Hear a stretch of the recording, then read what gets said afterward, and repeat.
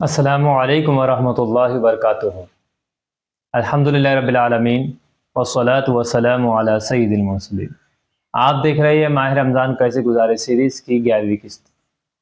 آج ہم صدقے کے متعلق کچھ اہم باتیں آپ تک پہنچانے کی سعادت حاصل کر رہے ہیں۔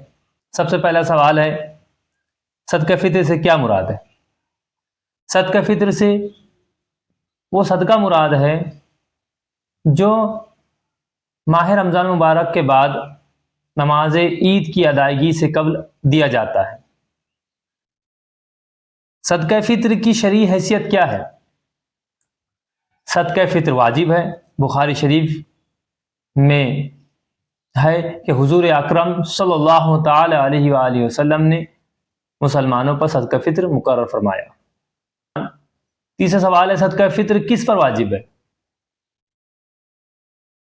صدقہ فطر ہر آزاد مسلمان پر واجب ہے جو مالک نصاب ہو اور اس کا نصاب حاجت اصلیہ کے علاوہ بھی ہو۔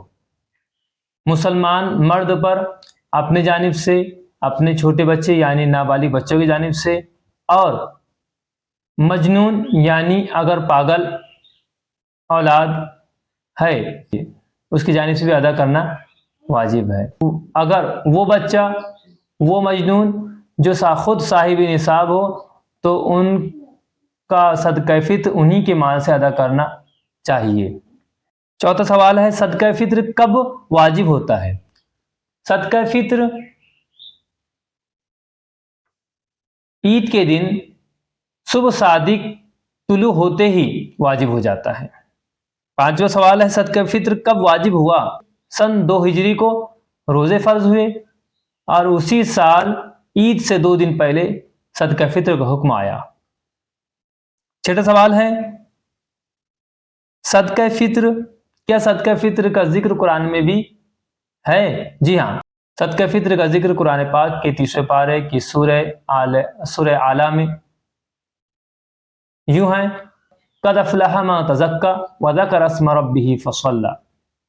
ترجمہ کنز ایمان، بے شک مراد کو پہنچا وہ جو سترا ہوا اور اپنے رب کے نام سے نماز پڑھی۔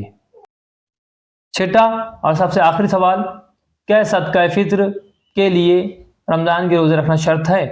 جی نہیں، صدقہ فطر کے لیے رمضان کے روزے رکھنا شرط نہیں ہے، لہذا بلا عذر یا کسی عذر، مثلا مرض ہو یا سفر میں ہو یا بڑھاپے کی وجہ سے روزہ نہ رکھا تو بھی صدقہ فطر ادا کرنا واجب ہوگا۔